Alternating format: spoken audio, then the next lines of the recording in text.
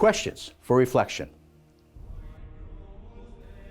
Our first reading discusses a common pitfall for many Christians, our tendency to judge others and fail to shine the light of truth in the areas of our own failure to do what the Lord has called us to do.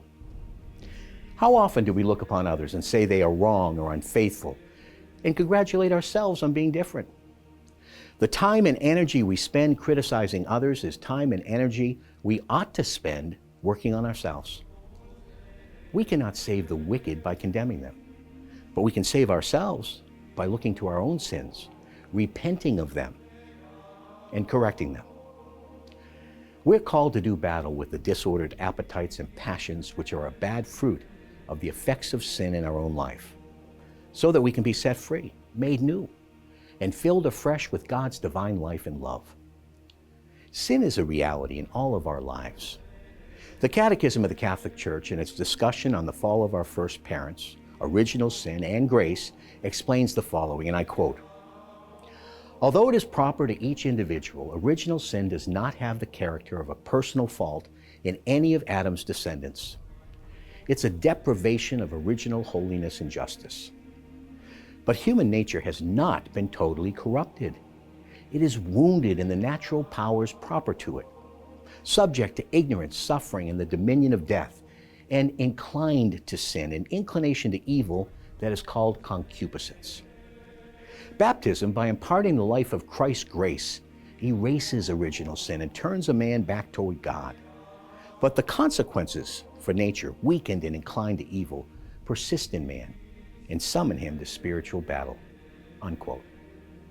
In a further explanation, commenting on St. Paul's letter to the Romans, the Catechism explains the consequences of our own sins as an abuse of freedom. And I quote again, "The more one does what is good, the freer one becomes. There's no true freedom except in the service of what is good and just. The choice to disobey and do evil is an abuse of freedom and leads to the slavery of sin." End quote. And that's quoting Romans 6:17, Catechism 1739. So rather than look to judge the faults of others, we should be serious about growing in holiness.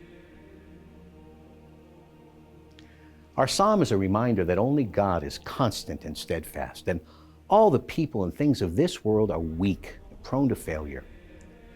We must take care where we place our trust and where we take our guidance.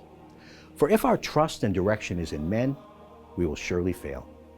But if our trust and direction is in the Lord, then we will be able, as David sings, to stand unwavering. He is a rock of refuge. In today's gospel, Jesus is once again condemning the hypocrisy of some of the Pharisees and lawyers. Here are people who claim to be virtuous and honorable, yet they think only of themselves and neglect others. In fact, they make life for others difficult. And for what reason other than to serve their own greed and ego? As Christians, we sometimes behave like the lawyers and the Pharisees. We should know how to be and how to treat others. Are we using the talents we've been given to create burdens, or are we using them to alleviate suffering and help others to meet and follow the Lord to new life? In addressing those scribes and Pharisees who had succumbed to self-idolatry and sin, the Lord wanted to communicate a danger which can afflict all of us, the temptation of succumbing to self-righteousness and pride. The Pharisee in these gospel accounts stands as a warning to any one of us who can so easily succumb to that temptation. It's a daily struggle. They prided themselves on their strict adherence to the law. They believed they were being devout. Yet instead, they became incapable of seeing the source and fulfillment of the law, even as he walked and taught in their midst. We can become such men and women, even without knowing it. People do not decide to be a Pharisee voluntarily. It subtly happens, and the greatest defense we have is to stay in a fresh and ongoing intimate communion with the Lord. Once again, this is a particularly dangerous temptation for those who consider themselves to be devout.